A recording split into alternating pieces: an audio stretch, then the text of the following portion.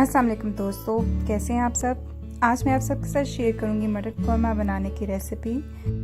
आप इसे लंच या डिनर दोनों में बना सकते हैं। बहुत अच्छी लगती है ये चपाती या नान के साथ। तो इस रेसिपी को आप ज़रूर ट्राई कीजिए और मुझे कमेंट्स में बताइए कि आपको ये कैसी लगी। तो आइए इसको बनाना शुरू करते हैं। जी, तो सबसे पहले हम एक पैन में डालेंगे मटन मीट। मैंने यहाँ पे बोनलेस मीट लिया है और उसको छोटे टुकड़ों में काट लिया है।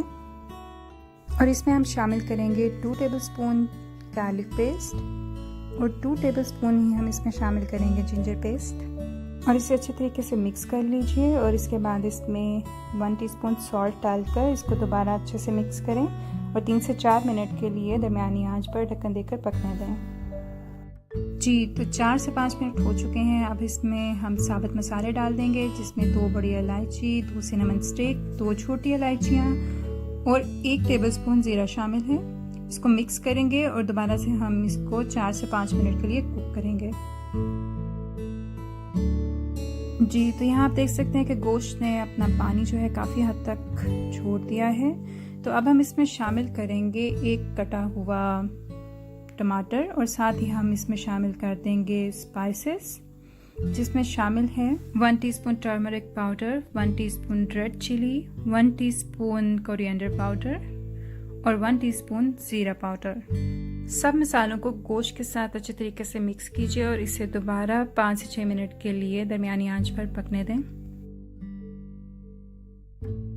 जी, तो सब चीज़ें बहुत अच्छे से कुक हो गई हैं। अब हम इसमें डालेंगे 100 ml ऑयल और इसके साथ ही हम इसमें शामिल कर देंगे ब्राउन किया हुआ प्याज। मैंने 2 प्याज काट कर उसको ब्राउन कर लिया था। अब हम इसे 2 से 3 मिनट के लिए अच्छे तरीके से भूनेंगे और उसके बाद हम इसमें डाल देंगे तकरीबन 150 ग्राम योगर्ट।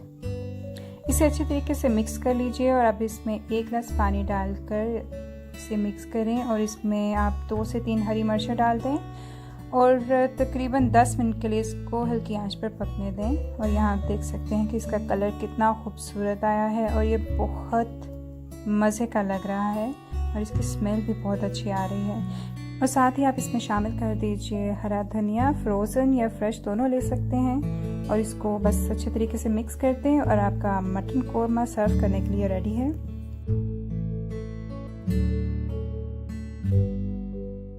मटन कौरमे को आप एक बाउल में सर्व करें और थोड़ी सी कटी हुई मिर्चों के साथ और थोड़ी सी बारीक कटी हुई अदरक के साथ इसको गार्निश करें।